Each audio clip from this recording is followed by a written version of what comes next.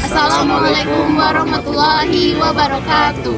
Perkenalkan, kami dari kelompok 4A. Saya sebagai ketua Fadilah Mesara dengan BP 005 dan rekan saya Adi Ihsan dengan BP 021 dan saya Farhan Agifari dengan BP 020. Kami pada video ini akan membahas tentang lembaga keuangan non-bank. Berikut penjelasannya.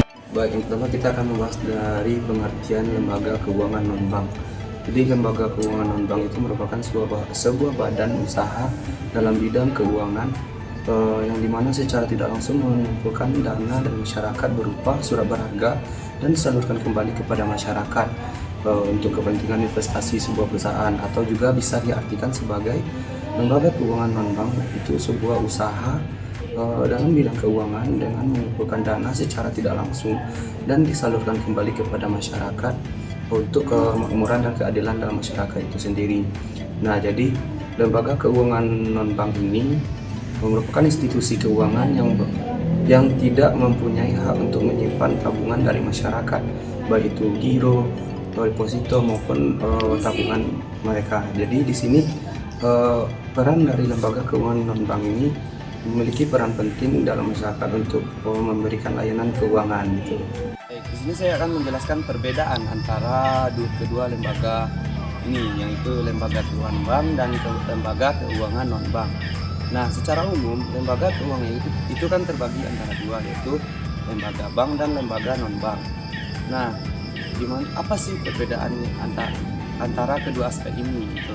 Jadi perbedaannya ada di penghimpunan dananya, yang dimana kalau lembaga keuangan non-bank itu mereka mengambil dana dari masyarakat secara langsung maupun tidak langsung. Tapi kalau lembaga keuangan non-bank ini mereka cuma mengambil dana dari masyarakat itu secara tidak langsung saja gitu. Nah, terus apa sih perbedaan keduanya? Kalau di bank itu mereka bisa menyimpan tabungan dari masyarakat gitu. Tetapi pada lembaga keuangan non-bank mereka tidak bisa menyimpan dana dari masyarakat begitu. Baiklah, saya akan menjelaskan jenis-jenis lembaga keuangan bukan bank. Yang pertama yaitu Pegadaian. Pegadaian sendiri yaitu lembaga keuangan non-bank yang memberikan pinjaman kepada masyarakat seperti jaminan bergerak seperti emas, kendaraan dan kendaraan elektronik. Hak gadai diatur dalam KUHP ayat 1150, di mana pihak pegadaian berhak menerima pelunasan dari jaminan secara prioritas jika debitur gagal membayar. Yang kedua yaitu asuransi. Asuransi adalah kesepakatan kedua belah pihak, yaitu pihak pertamanya perusahaan asuransi, yang keduanya yaitu nasabah, di mana penanggung atau pihak asuransi ini menerima premi untuk memberikan ganti rugi ketika terjadi kecelakaan, kebakaran, gagal, atau risiko yang mungkin akan terjadi. Yang ketiga yaitu dana pensiun. Dana pensiun sendiri adalah hak karyawan untuk menerima penghasilan setelah memasuki usia pensiun atau berhenti bekerja. Biasanya pembayarannya itu bulanan atau sekaligus. Tujuannya adalah memberikan jaminan finansial di hari tua. Yang keempat yaitu leasing atau sewa guna usaha. Leasing sendiri yaitu suatu perjanjian antara pihak lessor pemberi sewa dan pihak lessis sebagai penyewa, yaitu pihak lessor ini memberikan hak gunanya kepada pihak lessee yang penyewa sesuai waktu yang telah ditentukan dan dengan imbalan pembayaran secara berkala. Yang kelima yaitu modal ventura. Modal ventura sendiri yaitu pembiayaan dengan penyertaan modal langsung ke perusahaan, terutama untuk proyek berisiko tinggi atau pengembangan teknologi. Keuntungannya bisa berasal dari capital gain atau dividen. Yang keenam yaitu reksadana. Reksadana sendiri adalah wadah yang digunakan untuk menghimpun dana dari masyarakat atau investor dan kemudian diberikan kepada manajer investasi. Manajer investasi tersebut menginvestasikan ke portofolio efek seperti saham, obligasi, dan pasar uang atau kombinasi dari ketiganya. Yang ketujuh yaitu anjak piutang.